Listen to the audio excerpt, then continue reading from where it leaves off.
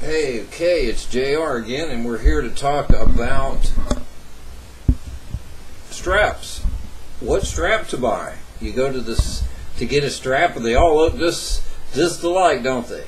All of these look just alike. So, what we want to do is we want to go with how they're built, but not what they look like necessarily, or their comfortness, how they're going to make. Some of these buckles can come out of the wrong place, for instance, and mess your shoulder up or hurt, or hit right where that your collarbone is sometimes, and the weight of the guitar resting on that plastic for a little bit of time can hurt, for instance.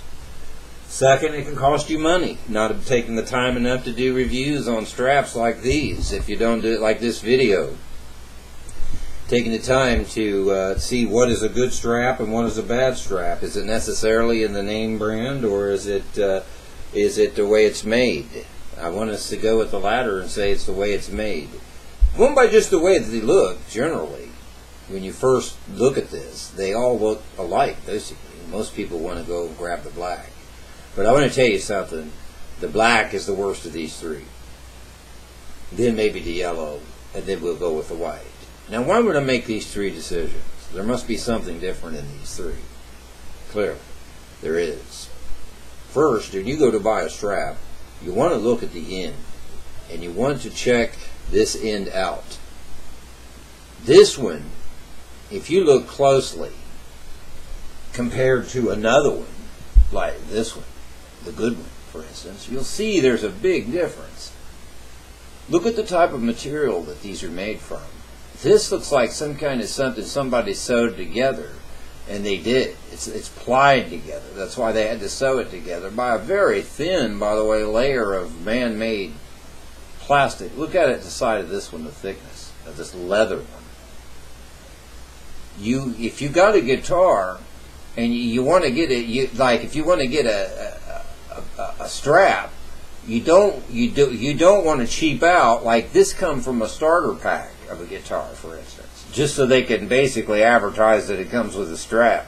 I wouldn't even put my starter guitar on one of these. Let me tell you why. Because this will rip, and in time this will just separate like this, and when you're playing, having fun, wah, wah, wah, wah, wah, and this thing just wallers out in time, wah, wah, wah, wah. Next thing you know, I mean, this is brand new, and look, it will just rip down, and your guitar will hit the floor, and I hate to admit it, but through a strap, I lost it. One of my favorite guitars through a cheap strap. So getting a good strap is very essential to your equipment. You'll end up busting it, not even expected. So the difference between that one and these, this one here, is the way they're made. Now there is an intermediate one out here, and that's why I brought in the yellow one. I wanted to bring this to attention. The yellow, if you look at the material, it appears to be leather. Okay, some people got smart, and some people started saying, hey, these little cheapos, eeny, meeny, miny, mo, you're out of here. Grab a piggy by the toe. Woo, woo. So, but anyway, the difference in these two is when I flip this around, where you can see that, you can see the man-made leather-like material is not like the real leather material. The real leather material is more coarser. This, again, it is thicker again. You could feel it in your hand when you got the two next to each other. This has a glossy, like, stamped imprint on one side. That's a clear indication. It's the same thing. In time, it will rip, and this will... I'm not saying that this will... You might get one that lasts for years, and you might get one that might not have any problems with it. You might get one that might have problems right off the bat. But why would you want to risk your equipment over man-made material here on a strap? The strap is, well, there's no difference in the way they're made here, but the fact that they're mounted on these makes all the difference. Makes all the difference. So when you buy a strap, you want to be sure to get one with leather ends on it. Leather ends. I don't know what the name is. This brand here is Fort something.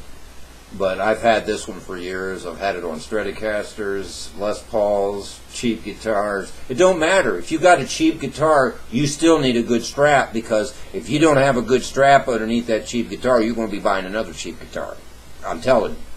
Get yourself a good strap, and if you're out there looking for a good strap, be sure that it has 100% leather ends on it. And trust me, if you could get a solid leather strap, that would be great if you could afford that. But this works. These work well. But if you want a leather strap, that's fine. But if you get one of these, be sure to try to find one of these Fords, for instance. And maybe, I don't know, they might make a cheap version too, so you might want to watch what they got. So you want all leather ends on there, and you will buy, even if you only get $50 for your guitar, you should have yourself one of these $25 straps at least. And they're no less. I mean, I don't know what these cost. I've had this for years, but I'm just saying, if you had to pay $50 for a strap like this, if you had to give $50 for this strap right here, and you had a $40 guitar, you would still need to buy this strap to save your $40 guitar. So straps are essential. Just decide on what strap to get. That's the thing. All leather ends, and you're pretty safe. Check out the construction. Make sure that, like I said, this must be leather. This will not rip. This will hold your guitar. It'll keep its shape. It'll stay right where you need it to be. Man, I'm telling you, go for it. All leather ends.